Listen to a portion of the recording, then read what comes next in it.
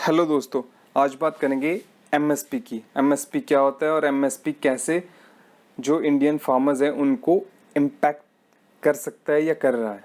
MSP यानी कि minimum support price. दोस्तों, ये वो प्राइस है जिस प्राइस पे गवर्नमेंट परचेज करती है हमारे जो किसान हैं उनकी क्रॉप।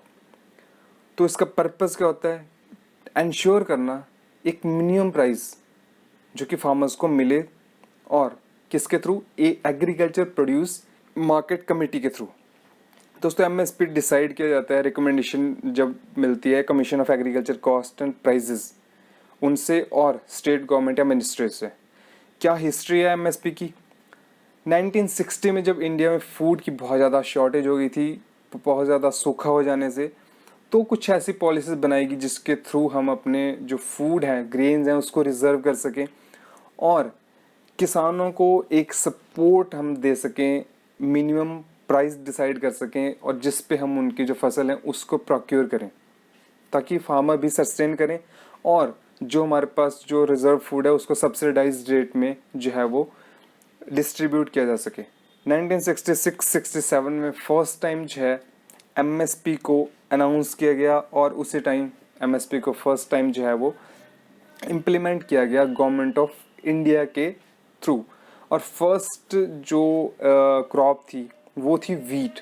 वीट पे फर्स्ट टाइम जो है वो एमएसपी को इम्प्लीमेंट किया गया और आज की डेट में 25 क्रॉप्स हैं जिन पे एमएसपी दिया जाता है।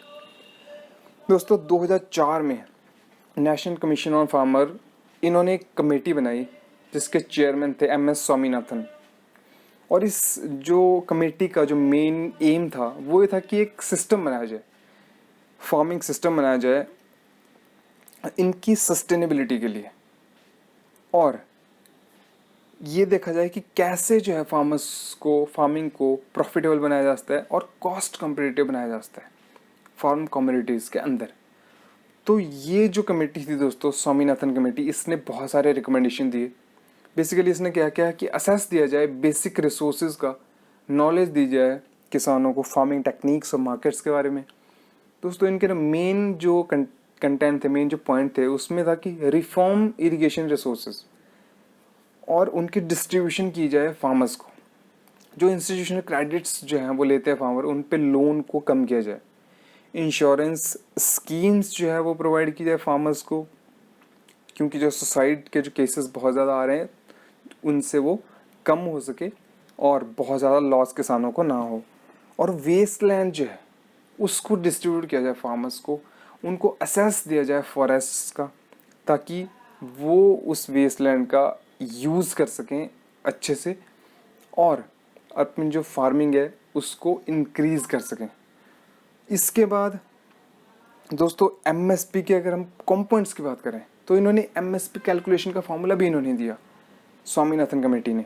और इस पे बताया गया कि इसमें 3 फैक्टर को इसमें हम डिवाइड करेंगे। फर्स्ट जो फैक्टर है, इन्होंने उसमें बेसिक चीज़ें रखी कि उनको कॉस्ट को जब कैलकुलेट करना हो कि कितना एमएसपी देना है, तो उसमें फर्स्ट फैक्टर ये होगा कि जो एक्सपेंसेस आए हैं सीड्स पे, फर्टिलाइजर्स पे, फ्यूल पे, इरिगेशन कॉस्ट जो है, और जो लेबर हायर की है उसकी जो कॉस्ट है, लीजिंग लैंड है उसकी कॉस्ट है, इन सारी बेसिक कॉस्ट को जो है वो इनको प्लस किया जाए और एक पॉइंट ये डिसाइड किया जाए। दूसरा पॉइंट जो इसके बाद आता है नेक्स्ट, वो है दोस्तों A2 plus FL। A2 means जो हमने पहले फर्स्ट पॉइंट जो डिसाइड किया जिसमें सारी बेसिक चीज़ें आ गई वो, प्लस जो एक चीज़ उसमें काउंट नहीं हुई, FL मतलब फैमिली लेबर। जो फैमिली लेबर के जो पर्सन्स होते हैं, फैमिली के जो काम करते हैं खेतों में, उनकी कॉस्ट को भी इसमें जोड़ा जाए, क्योंकि किसान वो कोई और काम करता नहीं है, तो उसके खुद के जो उसने टाइम लगाया उसका भी काउंट किया जाए।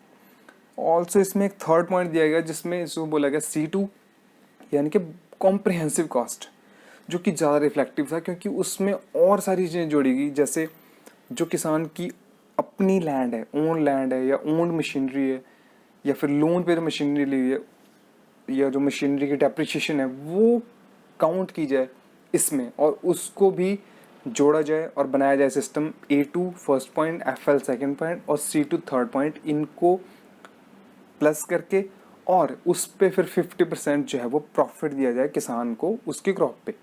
इतना एमएसपी बनाया जाए। लेकिन करंटली जो आज की डेट में इंडिया में एमएसपी दिया जाता है उसमें C2 जो ये पॉइंट है ये अभी कंसिडर नहीं किया जाता।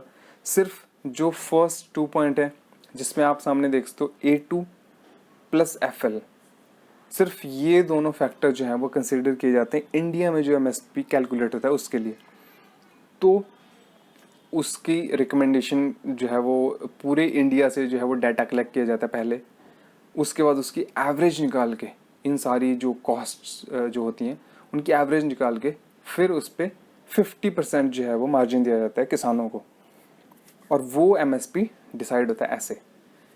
लेकिन बहुत टाइम से ये भी खबरें आ रही है कि एमएसपी जो है वो एनफ नहीं है। ये आप देख सकते हो एमएसपी इस तरीके से रिलीज़ की जाती है नोटिफिकेशंस गवर्नमेंट की तरफ से कि इस साल इतना एमएसपी है। ये रबी क्रॉप्स पे देख सकते हो आप वीट पे एमएसपी और उसमें कितना इंक्रीज़ हुआ है as compared to last year, ये सारी चीज़ें दिखाई जाती हैं। लेकिन दोस्तों टाइम टू टाइम जैसे बहुत जगह पे महाराष्ट्र में, एमपी में बहुत जगह जो है वो इसकी रैलियाँ प्रोटेस्ट हो चुके हैं कि बहुत कम है। और ये देख सकते हो procurement of crops from farmer at MSP to continue. अभी एग्रीकल्चर मिनिस्टर जो है नरेंद्र सिंह तोमर वो ये कह रहे हैं कि एमएसपी के साथ ही हम प्रोक्योरमेंट जारी रखेंगे, जो बिल अभी पास हुए हैं 3 एग्री बिल्स उनके बाद भी।